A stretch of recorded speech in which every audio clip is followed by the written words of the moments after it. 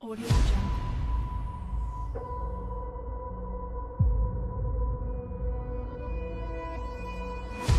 Audio Jungle. Di tengah-tengah dunia yang kompleks dan mencabar ini, kita berhadapan dengan satu persoalan besar. Adakah kita benar-benar memahami apa yang sedang berlaku di sekeliling kita? Dunia pendidikan sekali lagi digemparkan apabila berita harian Metro melaporkan seorang pelajar sekolah bakal berdepan dakwaan mengejutkan yang dipercayai menyalahgunakan kecerdasan buatan AI untuk menyunting dan menjual gambar lucah secara dalam talian. Assalamualaikum warahmatullahi wabarakatuh dan salam sejahtera.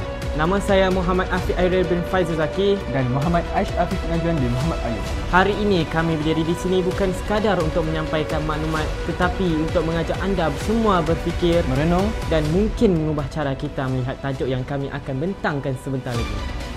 Kami, pegawai eksekutif syarikat Bentara Cyber akan membuat pembentangan dan mencadangkan garis panduan penggunaan kecerdasan buatan dalam kalangan murid sekolah kepada Kementerian Pendidikan Malaysia. Kehadiran gadget, internet dan media sosial telah menjadi sebahagian daripada rutin harian masyarakat, termasuk murid-murid di bangku sekolah. Sekiranya isu ini diabaikan, impaknya terhadap generasi masa depan amat membimbangkan. Salah satu kesan buruk kecerdasan buatan ialah penyalahgunaannya untuk tujuan yang tidak bermoral, seperti menghasilkan gambar atau video palsu yang berunsur lucah atau fitnah. Teknologi AI yang semakin canggih kini membolehkan sesiapa saja memanipulasi wajah dan suara individu lain tanpa kebenaran, lalu menyebarkannya secara dalam talian. Tindakan ini bukan sahaja mencemar maruah mangsa, malah boleh menyebabkan tekanan emosi yang serius serta merosakkan reputasi mereka secara kekal. Oleh itu, sebagai pegawai eksekutif syarikat Bentara Cyber, kami akan mencegah perkara tersebut dengan beberapa idea yang mampu mengubah dalam kalangan murid.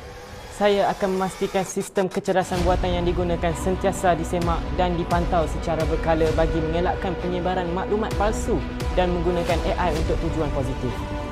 Kesimpulannya, kecerdasan buatan adalah satu alat yang berkuasa. Keberkesanannya bergantung pada cara ia dibangunkan, dikawal dan digunakan. Dengan pendekatan etika, peraturan yang jelas dan kesedaran masyarakat, AI boleh menjadi pemacu kemajuan manusia. Namun, jika tidak dikawal, ia juga boleh membawa kesan negatif yang serius. Harapan kami agar kecanggihan teknologi seperti AI tidak disalahguna, sebaliknya dijadikan alat untuk menimba ilmu dan memperkasa diri. Sekian daripada kami. Terima kasih kerana menonton.